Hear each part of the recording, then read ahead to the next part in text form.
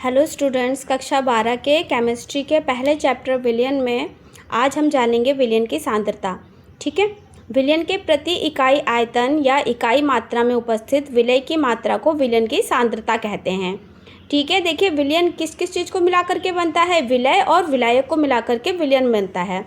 अब इस विलयन के अंदर हमने कितना परसेंटेज या फिर कितनी मात्रा में जो है विलय वो घोला है, उसकी मात्रा को ही हम क्या कहते हैं, विलयन की सांद्रता कहते हैं।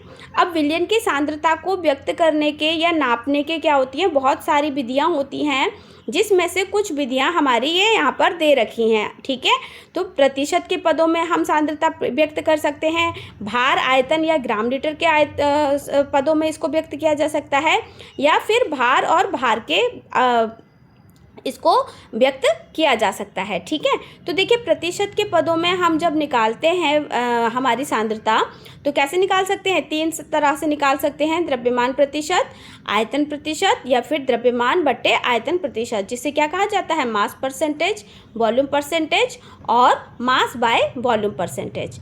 इसी तरह से भार और आयतन के पदों में अगर हम इसको व्यक्त करें तो मोलरता, नॉर्मलता, फॉर्मलता, इन तीन तरह से हम क्या कर सकते हैं, अपनी सांद्रता को व्यक्त कर सकते हैं। ठीक है, नॉर्मलता और फॉर्मलता आपके चैप्टर में है नहीं, इसीलिए हम सिर्फ मोलरता को क्या करेंगे, यहाँ पर से पढ़ेंगे।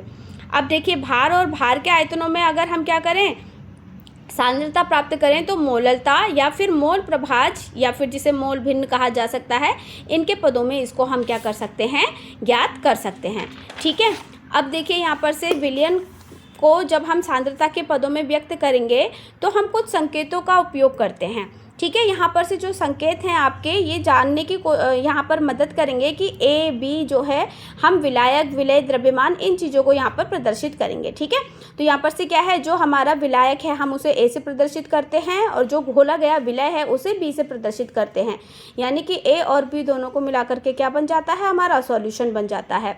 यहाँ पर जो हम द्रव्यमान है उसको डब्ल्यू से डिनोट करेंगे, और जो मोल है यहाँ पर उसको स्मॉल एन से प्रदर्शित करेंगे। ठीक है, इसी तरह से जो अणुभार हैं उसको m से प्रदर्शित किया जाएगा और आयतन को v से।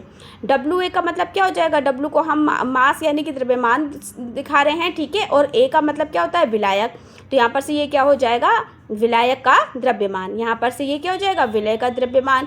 A यानी कि नंबर ऑफ मोल्स विलायक यानी कि A, यहाँ पर नंबर ऑफ मोल्स विलय के, यहाँ पर से ये क्या हो जाएगा, मॉलिक्यूलर मास ऑफ विलायक, और यहाँ पर मॉलिक्यूलर मास ऑफ विलय। ठीक है, तो ये संकेत क्या हैं, हमारे जो फॉर्मूले हैं उनको समझने में मदद करेंगे। ठीक है, अब हम सबसे पहले जानेंगे जो हमारी सांद्रता व्यक्त करने का प्रतिशत के पदों में जो मेथड है उसको जानेंगे। ठीक है, तो यानी कि हम अगर नॉर्मली रोज़मर्रा की भाषा में बात करें कि भाई इस सॉल्यूशन के अंदर कितना परसेंटेज जो है वो विलायक, हमने विलायक में विलय घोला हुआ है, तो उसको हम प्रतिशत के पदों में व्यक्त कर सकते हैं। ठीक है, तो प्रतिशत के पदों में जो पहला हमारा मेथड है वो है द्रव्यमान प्रतिशत, जिसे मास परसेंटेज कहते हैं। ठीक है, तो मास परसेंटेज क्या होता है, देखिए किसी विलयन का प्रतिशत सांद्रण किसमें, 100 ग्राम विलयन में, अगर हमारे पास में 100 ग्राम विलयन है तो भाई इसमें क्या हो जाएगा, कुछ मात्रा में विलायक भी है और कुछ मात्रा में विलयन भी है, तभी उनको मिला करके 100 ग्राम विलयन बना है। अब इसके अंदर जो विलय की मात्रा है वो उसका द्रव्यमान कितना है, उसको ही व्यक्त करने का जो मेथड है उसको कहते हैं हम द्रव्यमान प्रतिशत। ठीक है, यानी कि अगर हमारे पास में यहाँ पर हम विलय का द्रव्यमान ज्ञात करना चाहें तो हमें क्या पता होना चाहिए कि जो विलय है उसका द्रव्यमान हमें कितना दिया हुआ है, और टोटल जो सॉल्यूशन है हमारा उसके अंदर विलय और विलायक का द्रव्यमान कितना है। ठीक है, इसको हम क्या करके डिवाइड करके अगर 100 से क्या कर दें, मल्टीप्लाई कर दें, क्योंकि प्रतिशत निकालने के लिए क्या करा जाता है, 100 से मल्टीप्लाई किया जाता है। ठीक है, तो इस तरह से हम क्या कर सकते हैं, विलय का द्रव्यमान प्रतिशत ज्ञात कर सकते हैं।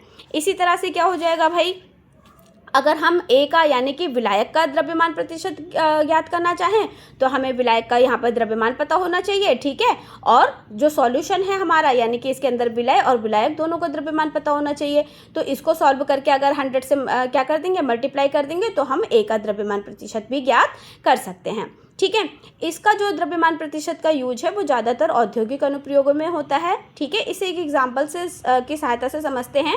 देखिए यहाँ पर है, यदि यहाँ पर से क्या है, 10 जो ग्राम हमारा नमक है, ठीक है, उसको पानी में अगर घोला गया है तो विलयन में नमक का द्रव्यमान प्रतिशत कितना हो जाएगा, तो देखिए भाई विलयन है, यानी कि यहाँ पर से क्या है, पानी भी है और नमक भी है, उन दोनों को मिला करके विलयन बना है।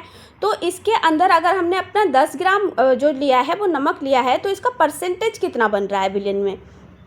तो उसके लिए क्या पता है हमें, विलय का मात्रा पता है 10 ग्राम, ठीक है। जो सॉल्यूशन है वो कितना होता है, पूरा का पूरा 100 होता है, ठीक है। अब यहाँ पर से मास परसेंटेज निकालना है इसका, तो 100 से मल्टीप्लाई कर देंगे, 100 से 100 कट गया, तो यहाँ से हमें क्या पता चल गया, जो विलयन है उसके अंदर जो नमक है वो कितना परसेंट घुला हुआ है, 10% घुला हुआ है, ठीक है। इसी तरह से अगर हम आयतन प्रतिशत की बात करें, तो आयतन प्रतिशत क्या होता है, देखिए विलयन के 100 मिलीलीटर भाग आयतन में एक अवयव यानी कि विलय के आयतन को हम क्या कहते हैं, आयतन प्रतिशत कहते हैं। और ये क्या होता है, द्रवों का विलयन होता है, यानी कि हम किसी द्रव के अंदर दूसरा कोई लिक्विड मिला दें, ठीक है, और फिर पता करें कि भाई जो सॉल्यूशन बना है उसके अंदर जो विलय अभी हमने घोला लिक्विड उसका परसेंटेज कितना है। तो यहाँ पर से क्या हो जाएगा, वो होगा वॉल्यूम बाय वॉल्यूम परसेंटेज, ठीक है। देखिए जैसे जो गाड़ियों में हम एंटी फ्रीज यूज होता है ना, तो वो एंटी फ्रीज में क्या होता है भाई, 35% जो है वो एथिलीन ग्लाइकोल मिलाया जाता है। तो इसका जो सॉल्यूशन है वो क्या है, अगर 100% है तो 65% उसमें क्या है, 65% दूसरा विलयन है और 35% क्या है, यहाँ पर से एथिलीन ग्लाइकोल है, जिससे कि ये क्या बन जाएगा, टोटल जो है हमारा एंटीफ्रीज बन जाएगा, ठीक है।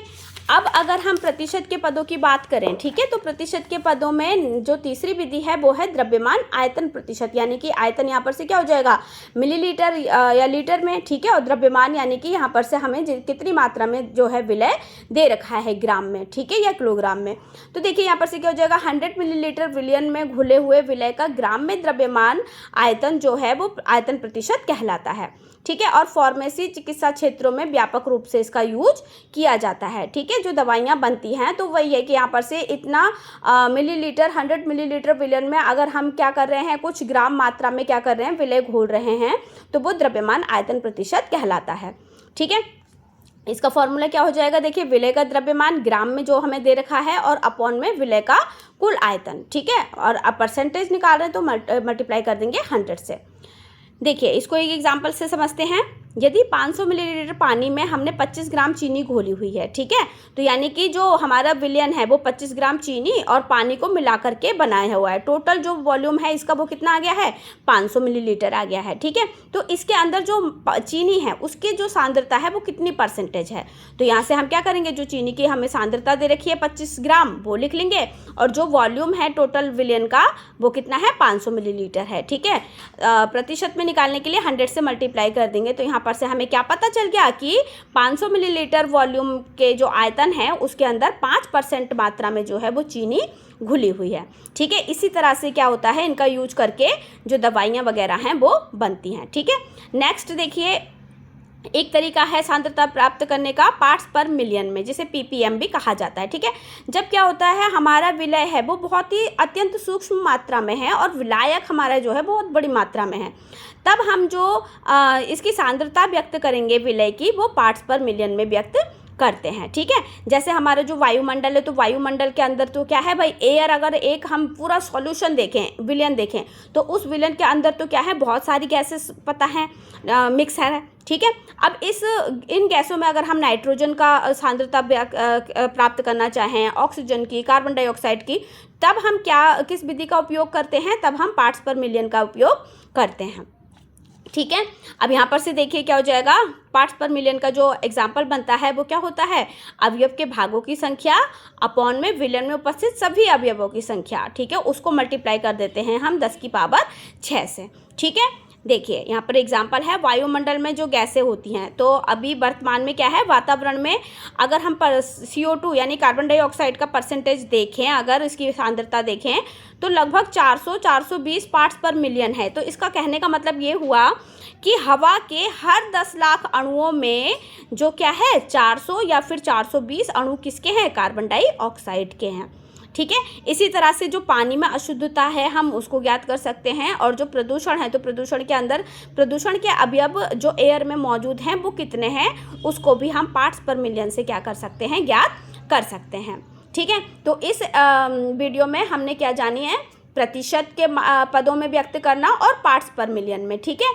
आगे की वीडियो में हम मोलरता, मोललता तथा मोल प्रभाज को जानेंगे, ठीक है।